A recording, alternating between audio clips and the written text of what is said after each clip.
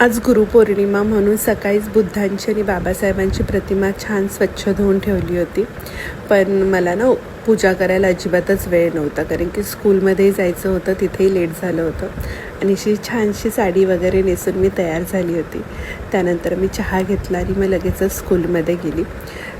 तर इथे हे एवढे सारे फ्लावर्स आमच्या स्टुडंटने आमच्या टीचरांसाठी आणले होते आणि टीचरांनी खूप छान डेकोरेशन करून ठेवलं होतं. मला तर जास्त फारसं काम करावं लागत नाही, कारण की माझा स्टाफ एवढा छान आहे ना की ते सगळं करून घेतात मस्त. आणि ही आमची ज्युनियर आणि सिनियर KGची बॅच होती. प्ले ग्रुप नर्सरीची मुलं घरी गेली होती तोपर्यंत. त्यानंतर मी हे नैवेद्यासाठी खीर बनवली. इथे असे रफली चॉप करून घेतले ड्रायफ्रूट्स आणि मस्त खीर बनली होती. सो आता इथे ना गुरुपौर्णिमा किंवा बुद्धपौर्णिमा वगैरे असली का नैवेद्यासाठी आवर्जून खीर बनवतोच. बऱ्याच जणांना माहिती असेल ह्या सगळ्या गोष्टींबद्दल. आणि इथे मी तयारी केली पूजा मांडायची, आणि मला जमेल आणि झेपेल तशी मी पूजा मांडली.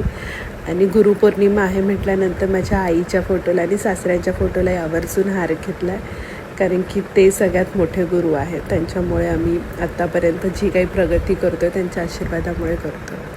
सो इथे छान अशी पूजा मांडली होती. फार प्रसन्न वाटत होतं. आणि मुलींनी वंदना घेतली. त्यानंतर त्यांनी शुभं करोतीही म्हटलं, तुळशीजवळ दिवा वगैरे लावून असं. त्यानंतर आम्ही प्रसाद घेतला. सो तुम्हालाही हा ब्लॉग आवडला असेल तर लाईक करा, पेजला फॉलो करा. Thank you, bye bye.